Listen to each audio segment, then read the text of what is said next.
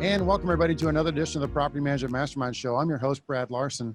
And today's guest, I have Miss Casey Powers on the line. And Casey is coming out of Las Vegas. And she has been doing some interesting things with basically going to be our secret shopper. So I saw a post on Facebook and I said, Casey, please come on the show. I really want to talk to you about this stuff because this is of extreme interest to a lot of the other property management company owners out there, or property management individuals, for what you're talking about, because it all ties into the nature of owning and buying and selling real estate. So to kind of backtrack a little bit, I want to give you a chance to introduce yourself. So please, Miss Casey Powers, say hello and tell us about yourself real quick. Hi, I'm Casey Powers from Strawberry Realty / Strawberry Property Management, as Brad said, in Las Vegas, Nevada. I have been a property manager for a bit over 3 years. I started as my own landlord in 2011. I bought my first property at that time, and then 2012 and 2013. I am really interested in, the changes in the market and the way things are going, and just how, in particular, the iBuyers and such are changing the market, because as we know, all new changes in the market, or when a large entity enters the market, that changes the way things are done, right? Correct. And I really think this is going to be a great topic because you volunteered. I asked you, of course, I thanked you, to come on. I said, look, Casey, you did some really good stuff. You went to a seminar on buyers and you had some great comments on Facebook. And I thought this would be a good episode because I want to learn more. So this is self-serving for me. I want to learn more about this and I need to kind of pick your brain on it. So okay. I want you to talk more about the background of where you were, to kind of get into the information seeking that you saw. So this gives some people some context. So back up one more step. You and I have been real estate agents for a long time. At least I've been a real estate agent since 2003, been a broker since 2005. I've sold, I don't know how many different homes. I've been a broker that sells homes. So I've got a really good experience on buying and selling homes. And so now we see a new player come into the market, which is these iBuyer type concepts. So I want you to take it from there. Kind of tell us how you got into being a secret shopper for this. Well, I basically just saw an ad for this seminar that was put on by one of the other top real estate brokers in town. And I didn't know that an iBuyer rep was going to be there, but it was advertising, how to work with iBuyers and, how to deal with the changing market as a result of all the iBuyers. And I don't know if everyone knows, but the iBuyers are very heavily in the Las Vegas market, and from any information that I can gather, they are buying up a significant market share in Las Vegas. One thing we're going to want to clarify, and so do your best to do this for us. Can you define what an iBuyer is for us? So the iBuyers are the companies like Open Door, OfferPad. I think Purple Bricks is another one.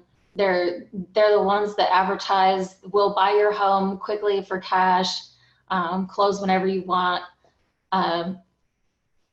And typically, they're, at least here, they're advertising on the radio very heavily and in social media and internet ads. And they operate a bit differently from your typical cash buyer or wholesale cash buyer does. So let's kind of stumble through this. So I'm going to try and throw my limited experience in this down, and then maybe you can kind of correct me or steer me in the right direction.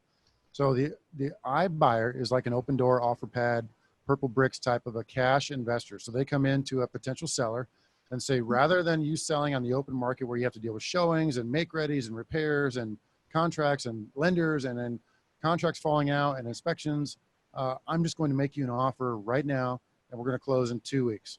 Is that how that works roughly? Keep going on. That's pretty much how it works. With the exception that, according to the Open Door representative, they seem to be they're apparently targeting specific neighborhoods, which are easy to comp. So not every homeowner's property will fit their qualifications, so to speak. Versus the traditional cash investment buyer typically would buy probably anywhere in any type of property, as long as the numbers work. Okay, so they're cherry picking. So they're going to the KB neighborhoods, the Pulte's, the Centexes, the you name big builder, and they're saying, okay, well, there's 10 or 50 of your homes in that neighborhood. I can comp this pretty easily. So if your home really should have been selling for 300 potentially on the open market, do they have a formula for what they're offering? You know, let's say it was a $300 would be a retail price, or 300,000 would be a retail price. So are they kind of gauging it lower than that? What are you seeing? What we're seeing here is they seem to be offering approximately market prices for the homes that they buy. But according to the Open Door rep, they charge a 6 to 12% service fee, which is obviously significantly more than the average real estate agent charges. I think the typical max on a real estate agent is 6%, right? With discounts can be a lot less. And on top of the service fee, they also, excuse me, they also will do an inspection. And this is not unlike a traditional real estate sale where you go into contract, you do an inspection, and then the buyer may ask for certain repairs or credits for those repairs, right? That's not terribly, that's not all that different.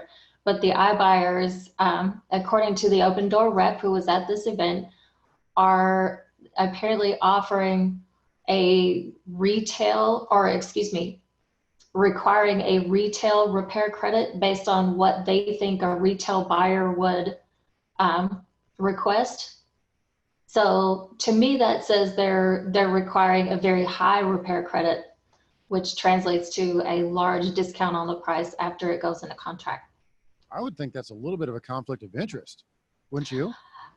Well, it does look like that to me, in my personal opinion, because when you compare it to a traditional sale where both buyer and seller are represented by their own agents, and the buyer's agent may recommend, let's ask for these repairs based on what was found in the inspection, and then the seller's agent will advise them on how to negotiate that better, and then they come to whatever agreement they come to. In the iBuyer model, the iBuyer says, we want these repairs, take it or leave it.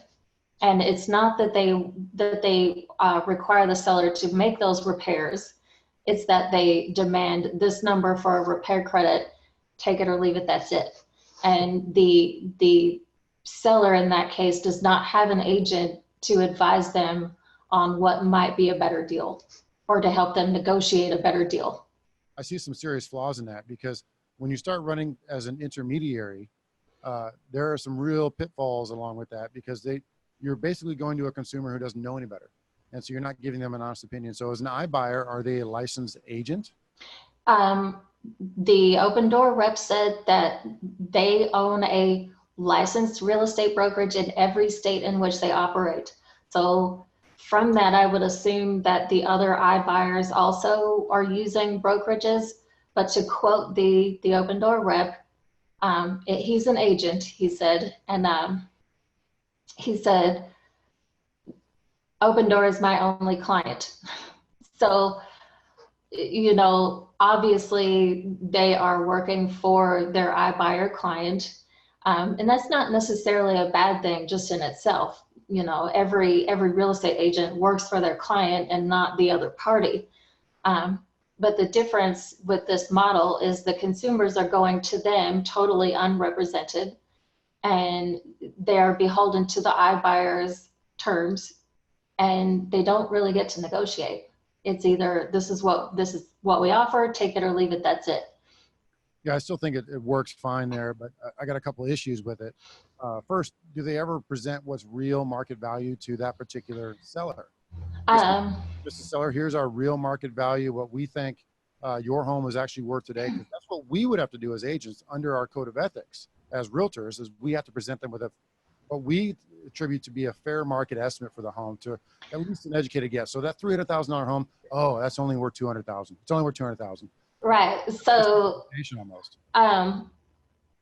The iBuyers are not unlike the traditional wholesale buyer, cash buyer, in the sense that they're obviously looking to get the best deal possible for themselves, right? They're looking to buy the property at as low as they can. And there's nothing inherently wrong with that.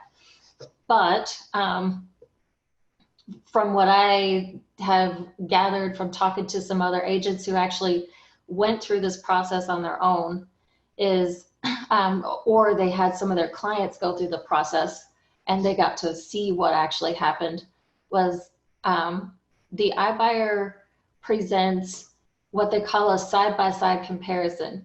And what they're presenting to the seller as what they think would be an open market value is apparently a quite deflated price. And then of course they tack on what they determine are the realtor fees and closing costs, which may not actually reflect what typically happens in a traditional agent assisted deal. Yeah. And then of course they're given their numbers and I guess painting a picture to make it look like it's a better deal than what it is. Here's how it's going to roll. So that $300,000 home that's worth $300,000 all day long, they're going to say, yep, this home's only going to worth be $275 at max, $275 at the highest. If it's fixed up perfect with gold toilets and everything else, $275. Oh, and then you have your realtor costs. So that's another 6% or X%, whatever it's going to be. And so really you're going to net for fun $260. And then they decide next to comparison is that, well, here's your offer for $265,000 cash. So it is a little, I mean, maybe that's just my outside opinion of how that would work. What are you seeing over there from the folks that have gone through some of this experience? So what we're seeing here is the offer price may be very close to market price. So if the market value of the house is $300,000, then they might offer something very close to that. They might even offer $300,000, possibly even a little bit more. But their service fee is 6 to 12%. So if you average that and say 9%, okay, you're knocking off 27 grand out of that 3,000 right there, or 300,000. And then once they do an inspection and come back with the repair credit that they require might be 30,000. So that's knocking it down even more.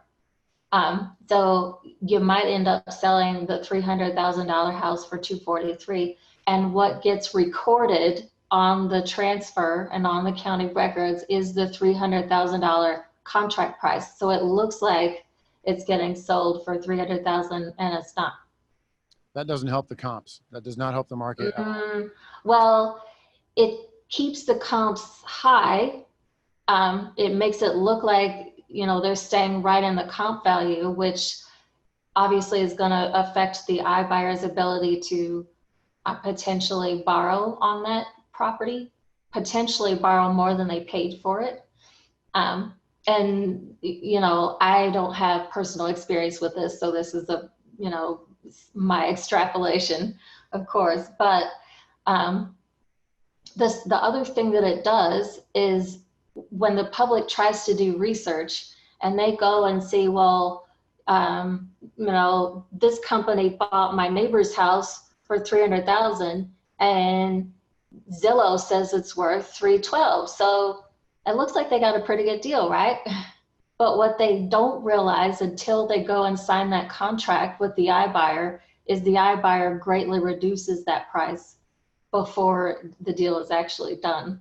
Let's talk about impact. That's one of the things I had on my list because you kind of got through a good explanation there. I think the numbers, I was a little off in my assumption of what they would potentially buy a home for, but what do you think is the impact? And let's talk all facets. So we have impact on realtors, impact on the market as buyers and sellers, and then you have impact on us as property managers. That's one thing we do want to talk about is how can this impact us either positively or negatively as a property management company owner. So kind of tell me what you think the impact of all this has. And let's start with the real estate community out there. Well, of course, in the real estate community, as an agent, it makes it a bit more difficult to compete for sellers' attention when you're competing with a cash buyer advertising on the radio and saying oh, we'll buy your home for cash, we'll buy it real quick, we'll close in, a week or two, or whatever date you want. We'll make it so easy. You don't have to deal with showings, the the paperwork, you don't have to deal with the paperwork. And the traditional agents are having a hard time competing with that, because to deal with the traditional method, the buyer or the sellers have to deal with showings, and that's not the most pleasant thing always. You quote the paperwork because they're running these obnoxious ads where people are whining about, oh my God, the paperwork, I can't stand it. Right, the ads make it sound like the paperwork is just so terrible. And one of the ads that I hear on the radio here all the time is, oh, the showings, and oh, the paperwork. It gets highly dramatized as if the paperwork is so horrible, when in reality, most of the paperwork is signed online. Sure. And then they're doing paperwork anyway with the iBuyer. So Yes. They're going to have to do a bunch of paperwork for the iBuyers too. So the impact on that, obviously realtors are not going to be super excited about it. Burning question is, what are they doing with these homes once they buy them? I don't know. According to the bit of data that I could find, and it's real hard to get this kind of data, but the best I could come up with is Open Door. The Open Door rep said that they're buying about 100 homes a month in Las Vegas. And they've been doing this for however many months now. And apparently the iBuyers in general have accounted for about 20% of the Las Vegas sales market in the past year or so, and about 30 to 40% of the real estate market here in Las Vegas under 400K. So their target property is up to about $500,000, but really their main target is between $200,000 and $400,000 for properties, and in easy to comp neighborhoods, the cookie cutter tract housing neighborhoods, where they all look alike and similar floor plans and all that. So what do you think they're doing with them? Are they turning them into rentals? Are they flipping them? It seems like they're mostly flipping them now. So if you manage to get a $300,000 house for $240 or $250 or even $260, you can turn around and sell it for $300 or even maybe a little bit less, and easily make a nice little profit on that quite quickly. Yeah, in practically no time at all, they could make 10, 20 grand. Right. And it's easy to see how, with just replication, you can make quite a bit of money on that. And the initial investment really isn't all that much. You can just keep reusing the same money. Yeah. So if they're taking a pool of capital and going out and buying a bunch of homes, and if they're doing 100 a month, and let's say they make 10,000 for fun, 10,000 net profit after all the BS per home times 100. Well, that's a pretty good chunk. That's 100. Right. And right. $1 million plus a year. Who knows what other ways they're generating, methods to make money, and then paying back the capital they're borrowing to do all this. Right. And one of the things that that was pointed out in the meeting is, the method of recording the offer price and not the actual price paid for the property. It keeps the comps up, so that if they want to borrow on it, they can borrow potentially more than what they paid for the house to go turn around and use that to buy more properties. So money is cheap right now, and so it's a real cheap way to buy up a lot of market share in the real estate market. So this could be cyclical to a certain extent, where the money's cheap and they can go out and get the money and go buy stuff. The market turns, naturally things are going to be tougher to sell, which means they could explode, but the money won't be as cheap. The money will go cost more. Mm-hmm. So I can see. Well, the properties that they're holding could turn into rentals, I assume. Yeah. And so they're going to probably put those into the pool of rental market. They probably will want to manage it themselves. Most likely some of these big they'll bring their own team in and manage it themselves. They're not going to come to third-party managers like you and I. So that's not a good thing. That's Well, it doesn't pose such a great prospect for you and I, because it's potentially cutting out a lot of the normal small time investors who are our clients, right? But also in terms of the public, if these companies own a large portion of market share, they can manipulate the rental market, of course, to their advantage, which doesn't necessarily benefit the public always. They can, determine rental prices in their target neighborhoods and such, and maybe be less subject to rules that we are. Yeah, that's scary.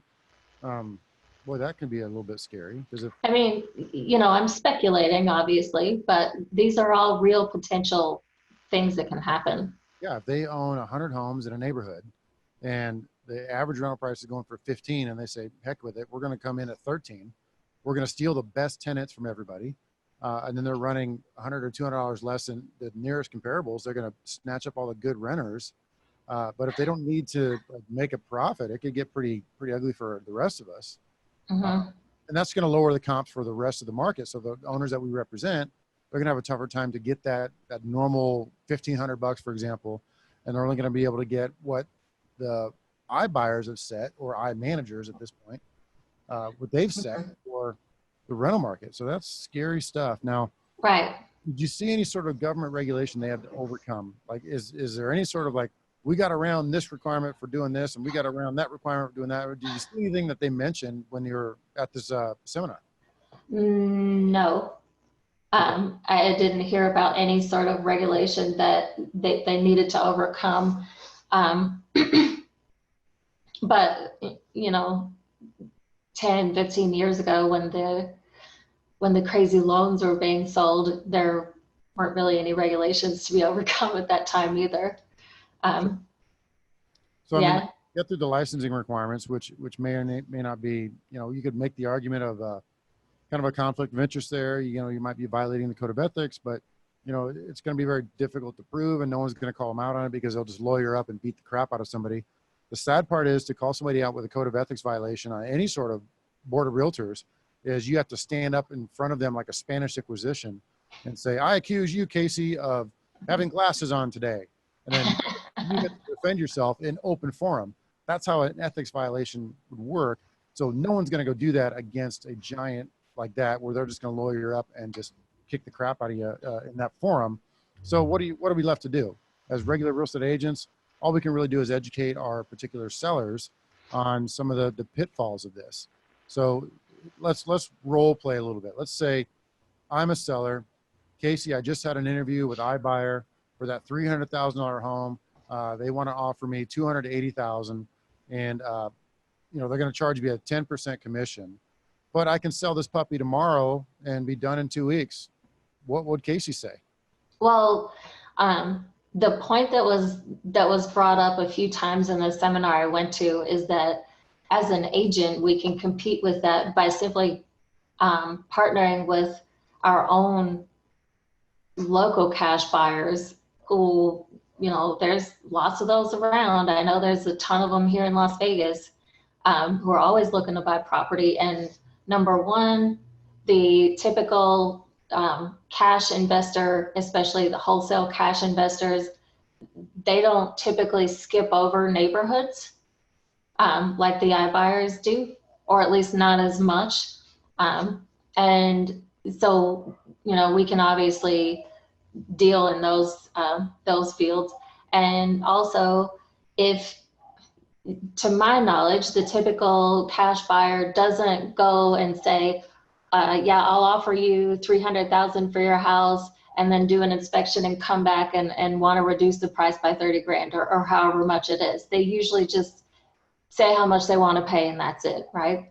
Mm-hmm. So if we're partnering with someone like that, we can just go and say, okay, I have a cash buyer partner who is willing to buy your house, and they can close, in a week or two, and they'll offer you, a reasonable price, or we can put it on the market and, do your net sheet. This is what I believe your home is worth and what you can potentially take home on the open market. After closing costs and fees and such, it'll take a little bit longer. I can help you in both of these ways. And my cash buyer partner is not going to jerk you around by saying, I'll pay this much and then change the price later. They'll just tell you what they want to pay and that's it. So, we can, there's no reason we can't do that. So is that what you're doing? Are you looking for the active cash buyer that you can come up with a system and say, here's the Casey system? And so you are looking at iBuyer, and let's say it's Open Door or OfferPad or Purple Bricks, and you come back and say, well, I've got the same exact thing. So that offer that you're looking at where you net walk away with $250,000, I can do this for you the exact same way and offer you a net of a little bit higher, or 250. It's going to be. So they're telling you exactly. Your local cash buyer can probably pay more in the end than what the iBuyers are apparently paying. Okay, so that local cash buyer, they do it, they execute on the deal and they get it closed. Then what? Are they going to keep it as a rental and then you're going to manage it? That's a pretty good way to actually acquire. You could certainly do that. Or if the buyer just wants to flip, well, obviously your cash buyer is probably gonna offer you some kind of finder's fee for bringing the deal, right? Or some type of commission. You might represent that seller in the deal as well. Here's one to think of. So, we don't necessarily have the cash on hand here at my company. I don't either. However, hear me out. Where I'm going with this is, how do we get to that point? How do we go get a line of credit from a bank? How do we line ourselves up for loans? I mean, a lot of us potentially could drop 20%, here or there as we start to build our resources, or we could partner with somebody that could lend us a down payment and we can go. What are your thoughts on that? What have you thought of so far? I think get hooked up with some of your local investors. Okay. That's what I've started to work on myself is, go and make friends with your local investors and partner up with them. And if they're looking to buy rentals, go help them do that. Instead of just, letting the properties go to the iBuyers who are flipping or whatever they're doing. Go help out your local investors and help them acquire properties, which is what they want to do. And in turn, get yourself more properties that you can manage, or just partner up with them in some sort of equity partnership deal, whatever. Yeah, one of our challenges in our market is we see a lot of reluctant landlords, and then they come around and say, okay, I want to sell.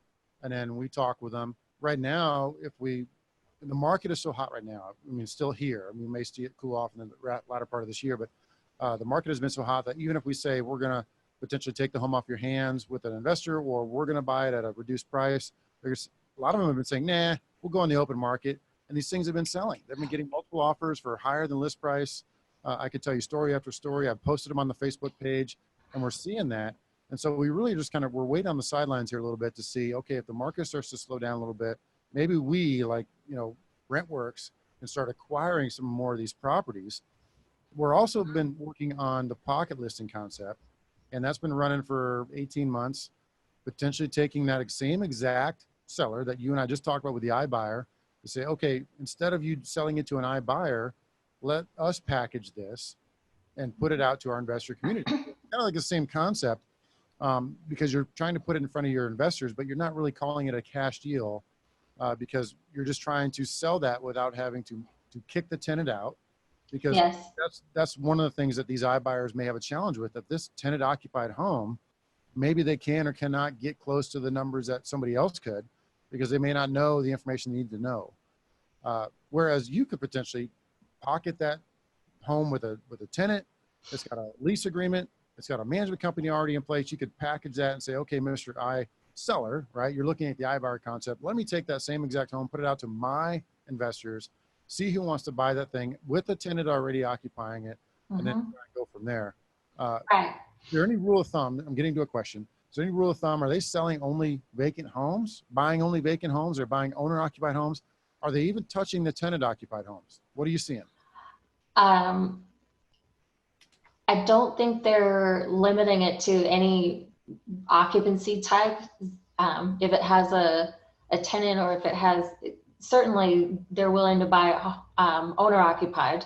Because a lot of the owner occupied homes that they're buying, the homeowner just doesn't want to deal with showings and such. And for either they need to move, and so they need to get it sold, and they don't want to deal with the stress of putting it on the market and such, or they just don't like the idea of having it on the market for a long time for whatever reason. The fact that these companies are buying as many homes as they are here is telling me that there is a large market for this type of seller. There are a lot of people selling their homes this way, and Convenience you sells. know, yes, and it's like we've talked about previously, is people will pay a premium for convenience, and in this case, they'll take less money for their house, and a lot less even, for the idea of convenience. So we can go after those sellers. We just need to do it in a way that's actually competitive with those iBuyers, instead of just trying to continue to convince people, oh, you know, put it on the market, that this is the better way, the traditional way is better. A lot of people just don't think it's better anymore. So we need to compete. Well, they have a point. So to hear a horror story on kind of why this happens, if you're out there thinking, why would anybody do this? Well, let me tell you a story. So you might have seen a Facebook post from us a while back. We had, it was early June. We just got out of school, took the kids to the beach. We had a property that was listed for $150, I believe it was. No kidding. We had 30 offers that weekend, 30 offers, 30 written offers. We took the best and highest offer that would made a lot of sense. I think it went into contract for 10 grand more than list price. And then guess what happened? They bailed the last week. They bailed the last week of the contract. So it sat on the market vacant sat off the market, excuse me, for 45 days, waiting for these clowns to close on a conventional deal, and it fell through. Okay. And that was a conventional 20% down, good, solid, approved buyers. And it just fell through for no reason, because some of the job change with the wife, that was all this other. So that horror story turns those sellers into hearing stuff like that through the interworld or whatever. And they don't want to put up with it. Exactly. They don't want to do any of that. They don't want to put up with the repairs. They don't want to put up with any of that junk. So I get it. They're moving towards that way. Before we transition to a couple of different other things, I want you to, is there anything else you want to tell us about the iBuyer concept? Because I know you want to talk about a couple other things too.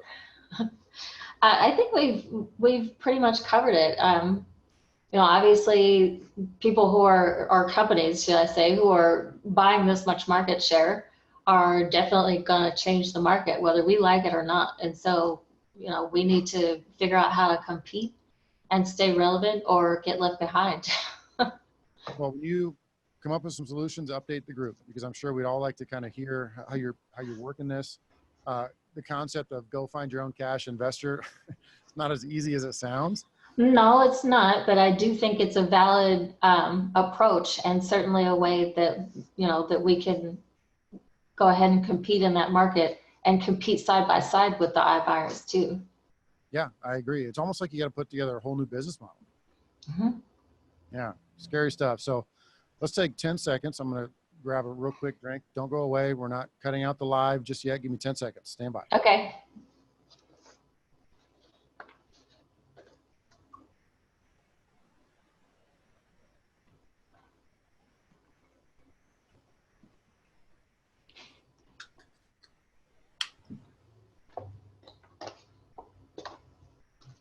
Okay, I had to go do a bunch of push-ups to motivate Ray Hespin. Poor Ray. Ray, I got you. Make sure the editors don't cut that part out. We want that on podcast record. So Ray has agreed to the push-up challenge. The push-up challenge is 80 push-ups in a minute 40. These are good, break the plane, mil-spec push-ups, down to touch your chest, break the plane with your shoulders, go up. 80 in those in a minute 40. So I don't know. Minute 40. Minute 40. It's pushing quite a bit. I mean, that's difficult to do, but Ray Hespin said he can do it. So, okay, we'll take the challenge.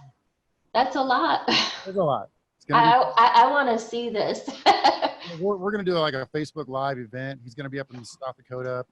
We'll have several people filming it to make sure we see the legit number, and then the crowd will vote. It's a yes or no. Did he complete it or did he not? Did he have a bunch of, no reps in there that they don't count because he didn't break the plane? It's a challenge, Casey. So, and now you're part of that PM Health group as well, aren't you? Yes. Yeah, we like to see your posts in there. That's really neat stuff to see kind of what you're doing and your activities. It's motivating. There's a lot of good stories in there that are motivating to everybody. And I don't want to say I'm one of them, but I've lost 25 pounds in the last 3 months just from eating right and working out and kind of, trying to focus a little bit better. But look at some of the success stories. We got Urzel, you got Todd Ortscheid, you got Kelly Tollefson. She's been doing some great stuff. I mean, just great success stories. I've been seeing some of your posts. Now, this is a side thing. I didn't want to. I hear you. Got to show proof, right? You got to show proof. I know you're picking on me about that already. But let's circle back and talk about one thing you wanted to mention, and that's the Amazon brokerage. This is something that you had talked about earlier, at least when we were chatting back and forth via email. So tell me more about the Amazon brokerage and what you guys know from your perspective over there. Well, there's a couple things, and I'm going to mention Zillow also, because Zillow just got their broker partnership also. So apparently they are now licensed in all 50 states.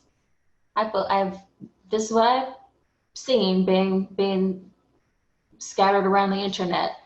And as we know, Zillow has been doing their rental application for quite a while now. And you and I know, and most of the other property managers know, that is a way for Zillow to collect tenant data, and not just their basic data, but their credit information. So when Zillow runs the credit report, they've got these people's credit information. They can see if these people are potentially qualified buyers or not, right?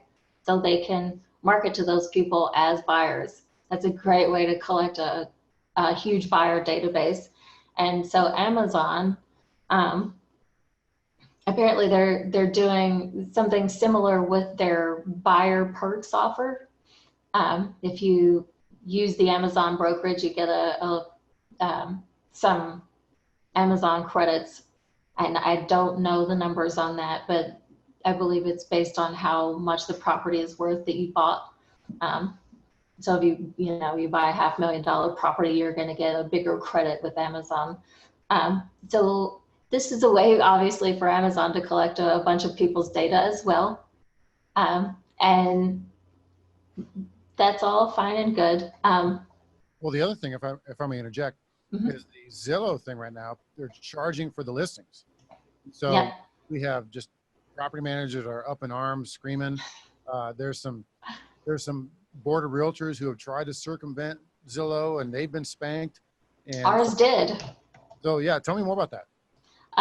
So in November of 2018, Galvar, which is the Greater Las Vegas Association of Realtors, they announced that they were going to cut the automatic Zillow feed for listings. And then a couple weeks later, a week or two later, they announced that they were reversing that decision. And from what I saw, the reason for that was all of the smaller brokers here all of a sudden found themselves unable to put their listings in Zillow, even if they wanted to. And when Galvar first made the announcement that they were cutting the automatic feed, they said it was to give brokers a choice. But what Zillow did was just go to some of the top brokerages and offer them a deal, and they left all the smaller brokerages out. If you were below a certain threshold as a brokerage, you couldn't get into Zillow, period. And so the smaller brokerages didn't like that and complained a lot until literally like a week or two later, Galvar reversed their decision and announced that they were not going to cut the feed after all. And so, what kind of message does that send if one of the bigger real estate associations in the country goes back on their word to cut the feed from Zillow? scary because now Zillow has more power than we ever should have given them. And so a couple of things I'm thinking of. Okay, first, what are the reactions of folks? And then what are they proposing to do? I haven't heard any other info on that. I do know though, because when I first got my broker license last year, and it's been just about exactly a year now, I left the Realtor Association because I wanted to strictly focus on property management at the time and building that business. So I wasn't in the association when this happened. I just heard about it. And then when I got my broker license, or excuse me, when I rejoined the association a few months ago, I realized that you have to go into a separate website once you log into your MLS account. You have to go into a separate website and agree to allow your listings to feed into Zillow now. Wow. Yeah. That can't make anybody that happy about the whole thing. Well, I didn't know that, and nobody told me that. I had to figure it out. So I put my first listing online, and it wasn't showing up on Zillow, and it was a sales listing. So I wanted it to show up on Zillow, and I had to go figure out how to make it show up on Zillow. You know, I had the option for internet feed checked, but it still wasn't on Zillow. I had to figure out why and make it work. That's frustrating because now we have implications of all the folks that are being syndicated out of automatic means, such as the MLS. And there was a discussion about syndicating out of Tenant Turner or Show Mojo or Rently. I like to mention all three when I talk about that stuff, so all three included. There might be syndications coming directly out of them. So now what is Zillow charging those services that I mentioned? And those services are going to have to defer the cost to the consumer again. So property managers might be paying for it twice. I mean, geez, it's just, I don't like the whole thing. I don't think Zillow should be charging stuff like that. They make so much in advertising. They make so much in data collection. Then they turn around and say, oh, by the way, we're going to charge you a crazy amount per listing per month to list on there. I just don't see that model lasting for them very long. I mean, is that what people? Well, apparently Galvar thought that they would. I don't know what the debate was that they had with Zillow, but you know, there's been some history of Galvar negotiating with Zillow and threatening to cut the feed if they didn't do this or if they wouldn't do that. And in that instance, Galvar just said, okay, we'll cut the feed. That's it. And then Zillow basically forced the issue until Galvar went back and turned it back on again. They made a drug deal somewhere in the background. They probably cut the price in half or they did something. It seems like if you're syndicating your listings through some service, whether it's your management software or a showing service or the MLS or whatever it is, if Zillow requires payment for that, apparently they are going to require payment no matter where you syndicate from. So you may be paying to syndicate and now you got to pay Zillow on top of it. To me, that just seems like just grossly unfair.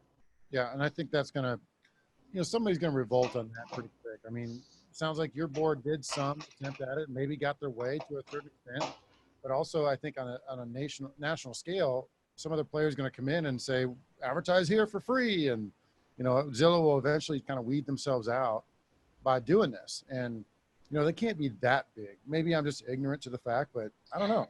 What do you think? I don't know. I mean, I know anytime we get into a debate about this in our Facebook groups, there's basically two camps in the property managers, and one says, oh, well, you know, Zillow has us over a barrel because they have all of the tenant prospects, and then there's the other side that says, well, no, the tenants will go where the listings are. And I tend to fall in that latter camp of, you know, the consumers go to where the product that they want is. And it may take a little bit of time and and persistence. But I honestly think that if property managers just refused to pay Zillow, it would be a matter of weeks before the tenants would realize, oh, the listings are over here now. We just go to this other website. It's not that difficult. And as a renter myself, I never limited myself to one website for searching. I always searched on multiple sites. To be determined how this is going to play out. That's a very fascinating conversation between Amazon and Zillow, and then of course what you're talking about with the iBuyer is great stuff. So I'm going to ask you a very unscripted, off comment question here. So I like to ask this now and again to certain guests. Because you're a property management professional, you do this on a daily basis. What is the best thing you've done in the last 12 months to improve what you do, to improve your business? Oh my gosh. No. You throw this at people and they're like, I don't know. There's so many and there's nothing.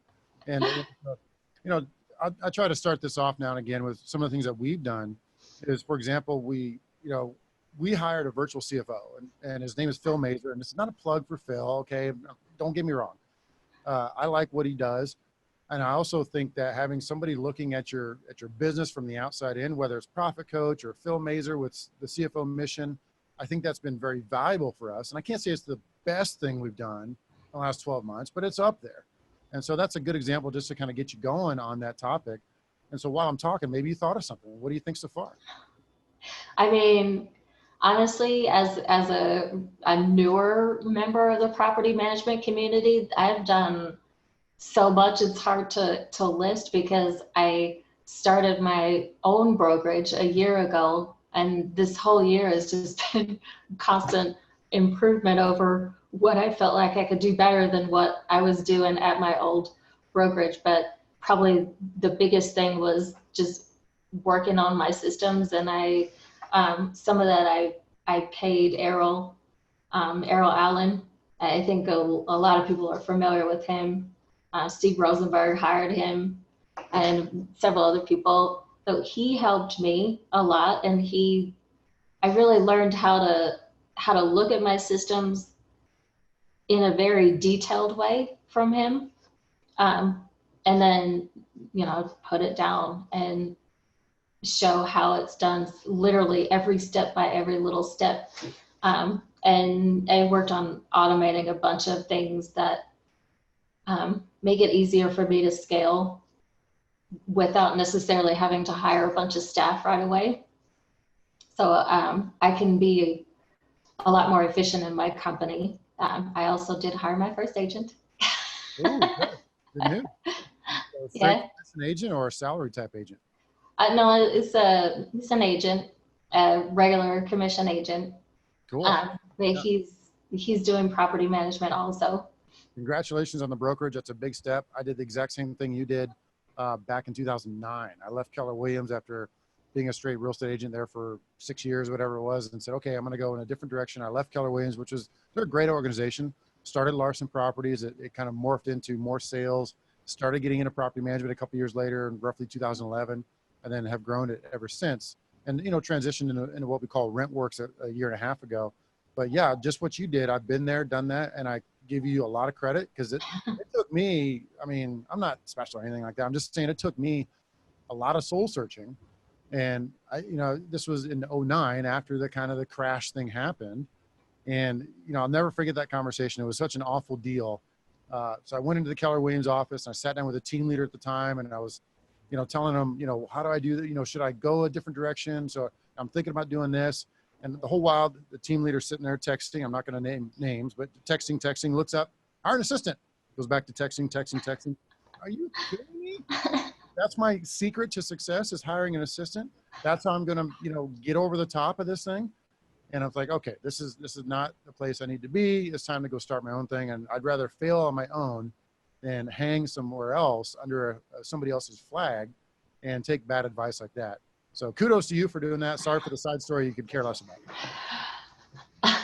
No, I appreciate it. And mine is a little bit different, because I got my license pretty much knowing that I wanted to start my own brokerage. And in Nevada, we have a regular salesperson's license and what's called a broker salesperson license, and then the broker.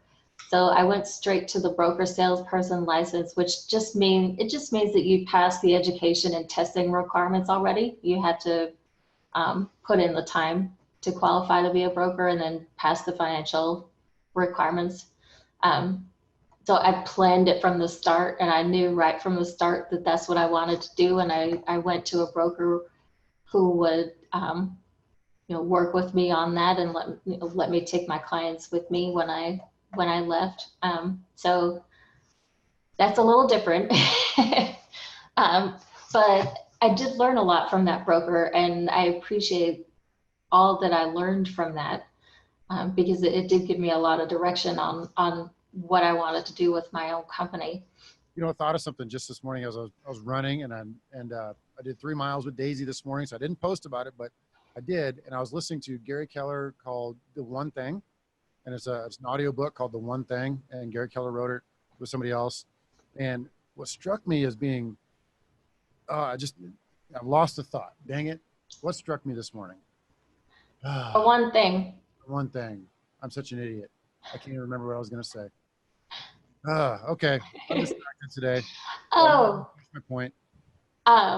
there is something else I wanted to bring up with this Amazon brokerage thing. It was, I got a little off track and forgot about it, but one thing that they are doing that I just found last night, they've, at least here, I don't know if this is all over the place yet, but they partnered with a local title company to start according to the title company, a proprietary app, which allows a listing agent to connect their listing to this app, so that when they have an open house, or the listing is just listed or it just sold, whatever the event is, they can advertise that to the neighborhood, to everyone in the neighborhood who has an Alexa thing in their house, the Amazon.